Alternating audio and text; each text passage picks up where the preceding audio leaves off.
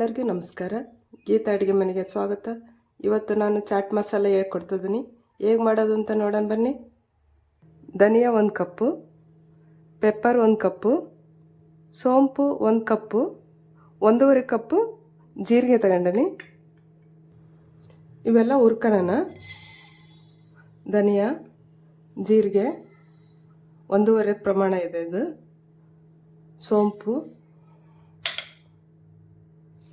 Pepper ಇವೆಲ್ಲ ಹುರ್ಕೊಳ್ಳೋಣ ನೀಟಾಗಿ. ಎಲ್ಲ ಹುರಿದಾಗಿದೆ, ಗ್ಯಾಸ್ ಆಫ್ ಮಾಡ್ಕೊತೀನಿ. ಹುರಿದಾದ್ಮೇಲೆ ತಣ್ಣಗಾಗಕ್ಕೆ ತಟ್ಟಿಗೆ ಹಾಕಿದ್ದೆ, ಅದನ್ನು ಜಾರಿಗೆ ಹಾಕ್ಯಂತೀನಿ. ಇವಾಗ ನುಣ್ಣಗೆ ಮಿಕ್ಸಿ ಮಾಡ್ತೀನಿ. ಆಮ್ಚೂರು ಪೌಡ್ರು 1 ಸ್ಪೂನು ಬೆಚ್ಚ ಮಾಡಿ ತಗೊಂಡಿದ್ದೀನಿ. ಅದೇ ಜಾರಿಗೆ ಹಾಕ್ಕೊಂಡು ಇನ್ನೊಂದು ಸರಿ ಮಿಕ್ಸಿ ಮಾಡ್ಕೊತೀನಿ. ಇಷ್ಟು ನುಣ್ಣಗಾದ್ರೆ ಸಾಕು. ನೋಡಿದ್ರೆಲ್ಲ ಈಸಿಯಾಗಿ ಚಾಟ್ ಮಸಾಲ ಹೇಗೆ ಮಾಡಿದೆ ಅಂತ ನೀವು ಮಾಡಿ ಕಮೆಂಟ್ ಮಾಡಿ. ಚೆನ್ನಾಗಿ ಬಂದಿದೆ. ಈ ವಿಡಿಯೋ ಇಷ್ಟ ಆದಲ್ಲಿ ಲೈಕ್ ಮಾಡಿ, ಶೇರ್ ಮಾಡಿ, ಸಬ್ಸ್ಕ್ರೈಬ್ ಮಾಡಿ. ನಮಸ್ಕಾರ.